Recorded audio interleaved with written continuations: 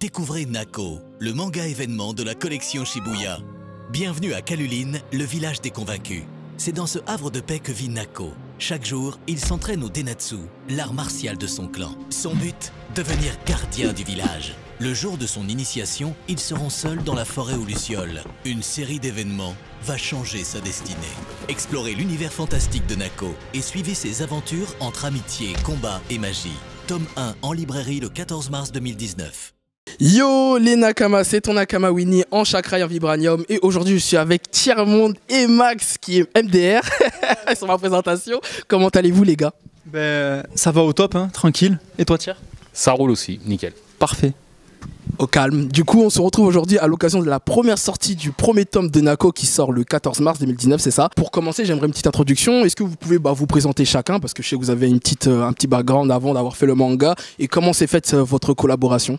Alors moi c'est Maxime, je suis dessinateur, connu plus sous le pseudo de Max. Je suis dessinateur chez un média qui s'appelle, je peux le dire, Bouscapé du coup, donc média plutôt dans le rap urbain. Et donc du coup, je suis aussi graphiste, dessinateur pour des covers d'albums, tout ça et tout. Et ce qui m'a amené à rencontrer le Tiers. Tiers-Monde, rappeur du label Dean Records. J'ai fait 3 albums, une mixtape, plein de clips. Ce qui m'a amené aussi à rencontrer Maxime. Et en même temps, en parallèle à tout ça, je suis un énorme consommateur de manga. Je pense comme pas mal de nos concitoyens. Putain, je parle comme un politique. Pas mal de nos concitoyens. Et du coup, je suis de ces personnes qui ont toujours rêvé plus ou moins de faire un manga. Et ce qui nous amène ici aujourd'hui. Est-ce que vous pouvez raconter un peu le parcours de Nako? Parce que je sais que vous avez fait un concours, un tournoi entre guillemets pour présenter Nako au grand public. Ben, en fait, l'idée vient de Tiers-Monde un jour qui m'appelle et qui me dit oh, t'es chaud de faire un manga? En gros, c'était presque ça. Et c'était au début, il avait juste une idée d'histoire. Et donc, je sais pas si le concours est venu après, mais en tout cas au début non. Au début on voulait faire une sorte de Kickstarter, développer notre manga à nous. Et après donc il y a eu le concours du Magic Monaco. Et donc on a participé vraiment pour se jauger au début parce que c'était que 40 planches. Du coup on voulait se situer et j'allais dire par chance, mais en tout cas on a été surpris de ouf d'arriver, donc je sais plus, sur le podium ou juste en dessous au 4e, et on a été élu coup de cœur du jury de cette édition là, et donc c'est trop lourd pour nous quoi, c'était incroyable. Et donc Nako a vraiment commencé comme ça quoi, par ces 40 premières planches test pilote, et après donc on a développé le tome 1 directement après ça. Surtout que ce concours a été présidé par Titi Kubo, l'auteur de Bleach, qui a validé votre travail. Et moi j'aimerais avoir votre ressenti, surtout Tiers-Monde qui est vraiment familier. Je pense que tu connais Bleach, tu es un peu familier à l'univers du manga. Ça fait quoi d'être validé par Titi Kubo? C'est un truc de ouf quand même, non? C'est clairement un truc de ouf, même sans aller jusqu'à la validation. Te dire que Tite Kubo voit ton travail, voit tes planches, c'est déjà un truc de malade. Après d'avoir été coup de cœur du jury, c'est vraiment du domaine du rêve pour moi. Parce que au départ, comme il te l'a dit, ça devait être un Kickstarter pour nous. Et justement, on menait ce projet-là le plus loin possible. Et depuis ce concours-là, on a l'impression un peu de marcher sur l'eau. Même si on est conscient qu'il reste énormément de travail. On a vraiment l'impression de marcher sur l'eau et qu'il n'y a rien d'impossible. Et ce projet Nako, j'en ai l'intime conviction. Je sais qu'il va aller encore plus loin que ça.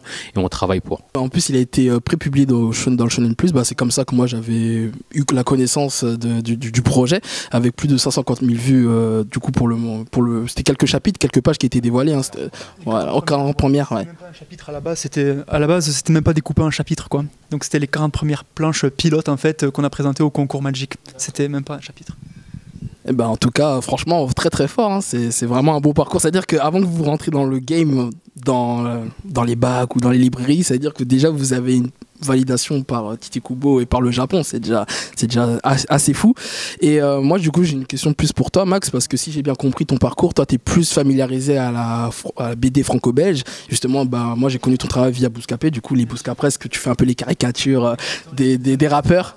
Bien sûr. Voilà. Et du coup, j'aimerais savoir quelles ont été tes inspirations du coup pour te familiariser à l'univers des mangas. Est-ce que Tiers-Monde t'a présenté des mangas vraiment pour commencer à dessiner Nako? Donc ouais, c'est totalement ça. Bon, j'ai quand même une toute petite culture manga, déjà de par mon enfance. Je suis de la fin du Club Dorothée, donc j'ai connu quand même les Nicky Larson, Sailor Moon à l'époque, les Dragon Ball Z. Mais après, c'est vrai que mon enfance, ça a plus été baigné Pokémon. Je sais que c'est hardcore de dire ça, mais après ouais, non, mais je sais, mais ça, moi je l'assume. Mais après, mais grave, de fou. Mais après, c'est vrai que moi, je suis plus de l'école Disney et de la BD.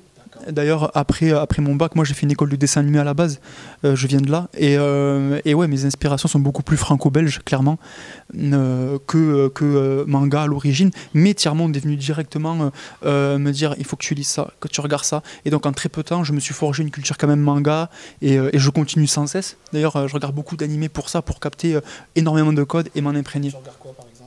Alors en ce moment-là, je viens de continuer la partie qui me manquait de l'Attaque des Titans. Et sinon j'ai regardé il y a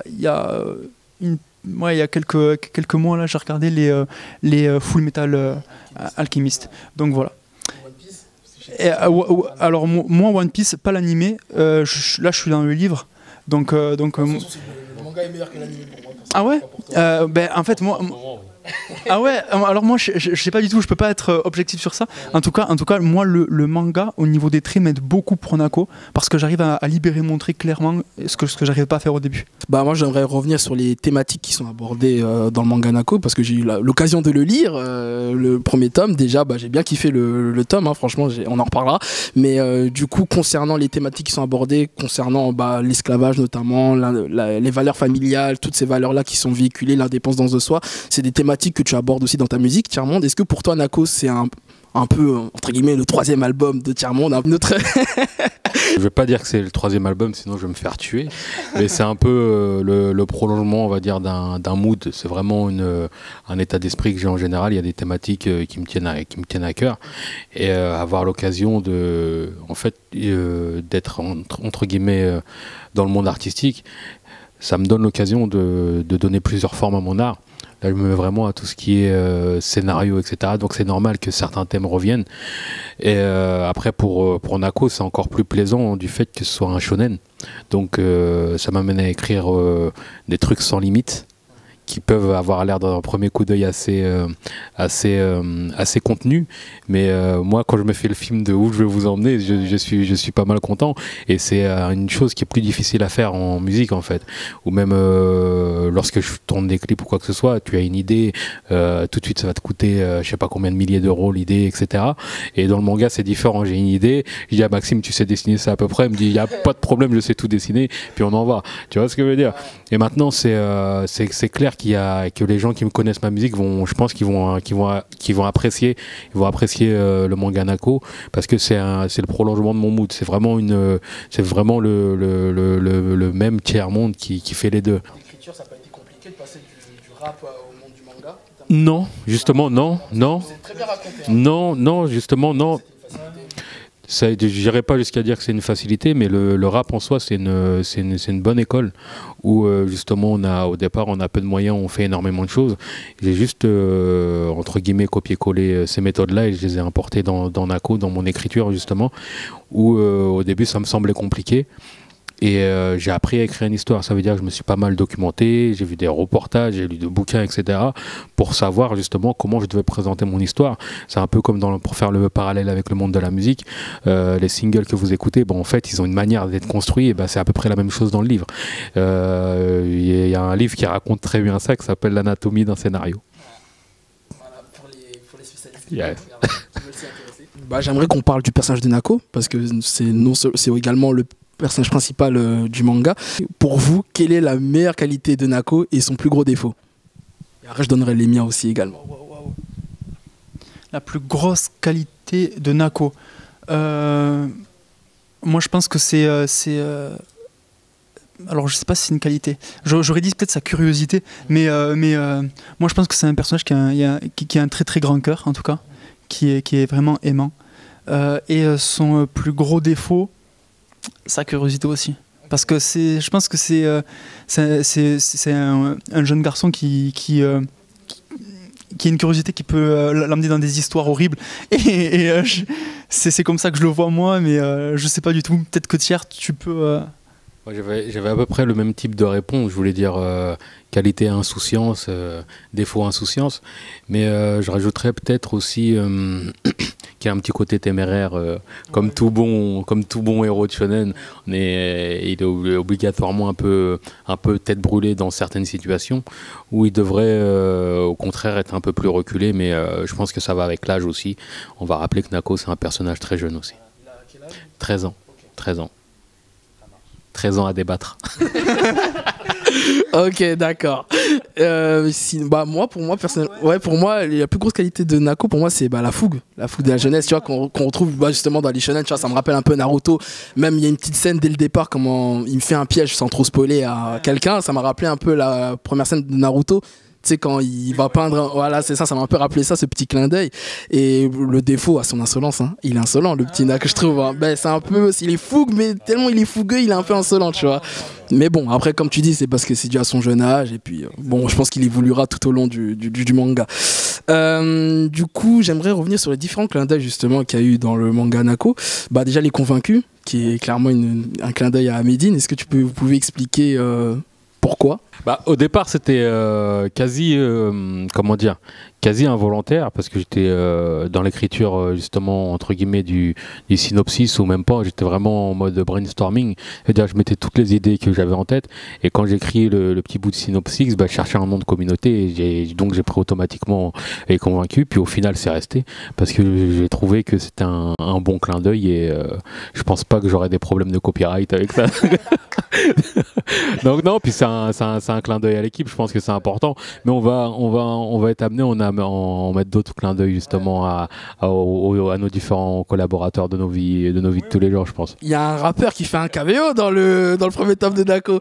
Bon, je vais peut-être pas spoiler c'est qui, vous aurez qu'à découvrir en lisant le tome, mais pourquoi ce rappeur-là, est-ce qu'il est au courant qu'il fait une apparition ? Et moi, ça m'a fait rigoler quand je l'ai vu personnellement. En plus, le rappeur en question n'est même pas nommé finalement. Ouais. C'est juste une phrase qui déclenche la compréhension de la situation. Et non, on voulait tout simplement mettre un clin d'œil comme l'a dit Thiers, à des gens qu'on aime bien, qu'on voulait inclure au manga, etc. Et tout. Et donc, du coup, dans le tome 2, il y aura aussi des petites pistes comme ça, ou en tout cas des petits... Il est au courant ou pas Non, pas du tout. Trop, c'est pas accessible pour moi. À passer un coup de fil. Mais on sait jamais comment ça peut être interprété. Voilà quoi. En tout cas, moi quand on a décidé ça au niveau du scénar et tout, moi j'ai trouvé que c'était une idée géniale. Je me suis dit mais c'est trop bien quoi. Et donc voilà, ça m'a plu quoi. Sombre quand même. Ouais. C'est vraiment pas méchant, c'est vraiment.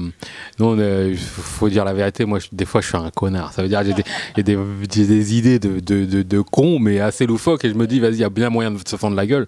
Donc voilà, on y va. Et au final, c'est vrai que c'est une scène qui fait plutôt rire, et c'est ce qu'il faut retenir de cette scène. Moi, ça m'a fait rigoler au début. J'ai pas tilté, mais quand il le phrasait, justement, j'ai rigolé. Et du coup, dernier petit clin d'œil, c'est par rapport aux différents fanarts qu'on trouve à la fin du tome. Alors moi, j'en connais un des deux qui est Jigito. Gros big up à toi, frérot, si tu regardes l'interview. Voilà, comment c'est amené cette collaboration? Enfin, il y a Midi Sama, il s'appelle l'autre personne, c'est ça. Voilà, pourquoi vous avez décidé ces deux dessinateurs, et justement, est-ce qu'il y aura d'autres peut-être dédicaces comme ça, d'autres auteurs dans les prochains tomes? Oui, en fait, Jiggy est une personne que tu connais, toi, Thiers, apparemment. Moi, c'est un dessinateur donc manga que je vois sur Instagram et tout, mais sinon, je le connais pas personnellement. Et on voulait mettre des invités, en quelque sorte, dans notre univers, enfin, à la fin du tome de Nako, pour justement. Moi, en tant que dessinateur, en plus, ça me fait vraiment bizarre, parce que je vois que Nako, vu que c'est quand même mine de rien, une propriété, c'est une œuvre, et le voir dessiné par quelqu'un d'autre, ça fait toujours plaisir, et ça fait bizarre, et j'en suis trop content. Et donc du coup, ça m'a fait super plaisir à ce niveau-là. Différentes versions de Nako. Exactement. Et voir les premiers fanarts, j'ai trouvé ça dingue de ouf, parce que pour moi c'est ouf. Et donc du coup, on s'est dit, on les met quoi. Et pour Jiggy, c'est quelqu'un que je connais, que je vois dans pas mal de conventions, qui est dans le move depuis longtemps.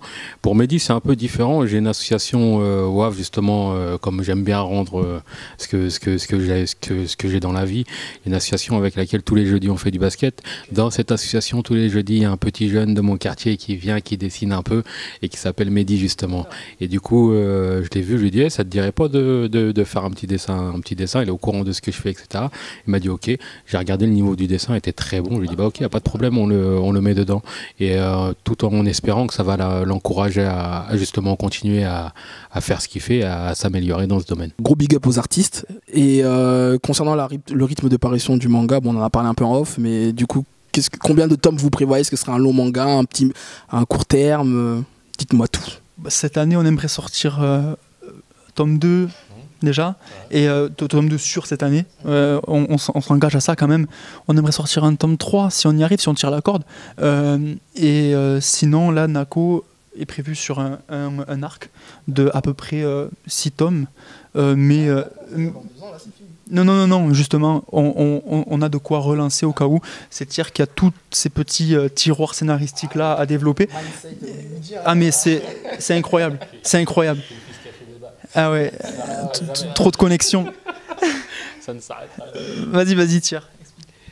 Et ouais, sur cette année-là, c'est déjà ça, parce qu'on sait que justement, entrer dans le monde du manga, c'est quelque chose d'assez compliqué. Je sais aussi, de par mon expérience musicale, que la nature a horreur du vide. Donc on sait que dans les premiers temps, il faut taper fort, il faut taper régulièrement. Et donc on se prend la tête pour justement pouvoir sortir au moins les 3 premiers tomes en 2019 et après avoir les 3 autres un peu plus tard. Et sinon, du coup, concernant une adaptation d'animé, ça serait le dream, j'imagine. Du coup, quel est votre avis là-dessus? Et si vous êtes d'accord par rapport à ça, quel seiyuu, enfin du coup doubleur japonais, serait votre plus gros fantasme par rapport à Nako? Juste Nako. Ah merde. Moi déjà, je suis pas d'accord à l'adaptation. Non, c'est pas vrai. Au contraire, c'est vraiment le must, quoi. Ce serait le rêve.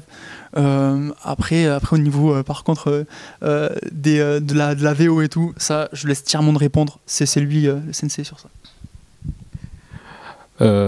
Qui ne rêverait pas d'avoir une œuvre adaptée? Les romanciers veulent que ce soit des films. Je pense que tous les petits mangaka, ils se disent s'ils passent le step de l'anime comme l'a fait Radiant, c'est un truc de ouf. Après, comme seiyuu, je m'y connais pas énormément, mais première... Un personnage que tu kiffes personnellement, ton manga, tu te dirais ce personnage-là, je le vois bien. Pour la voix, j'aurais tendance à te dire... comment il s'appelle? Moi, la voix que je kiffe, c'est la voix de Zoro, mais ça matche pas. Tu vois, ça matche pas, il est trop vieux. Par contre, pour son ancien, ouais, le garde, ce serait pas pour Plume, ce serait pas mal. Après, j'aime bien aussi beaucoup la voix de Edouard Elric, justement, que je kiffe.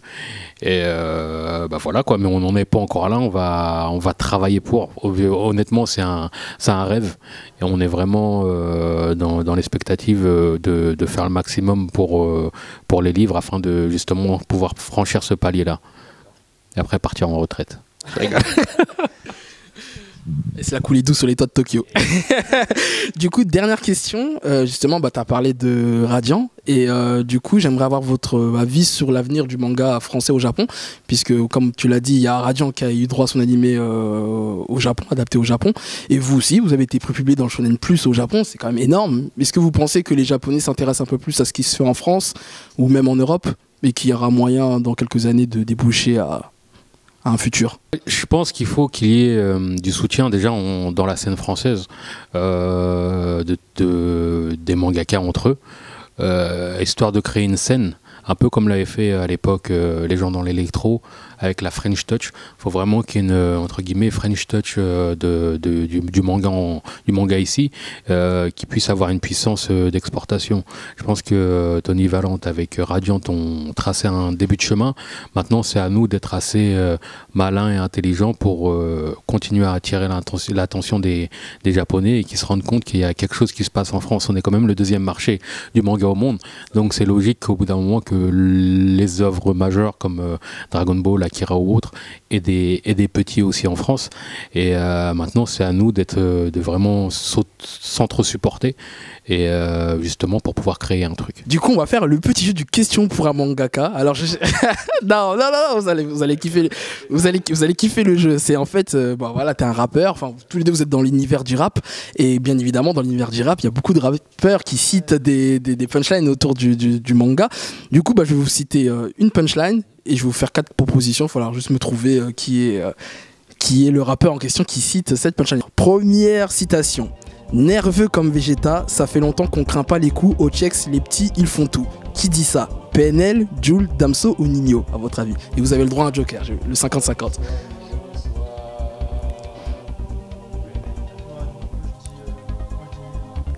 D'accord, c'est votre dernier mot? Eh ben non, c'était Jul. Voilà. Nerveux comme Vegeta, ça fait longtemps qu'on craint pas les coups. On check les petits, ils font tout. Deuxième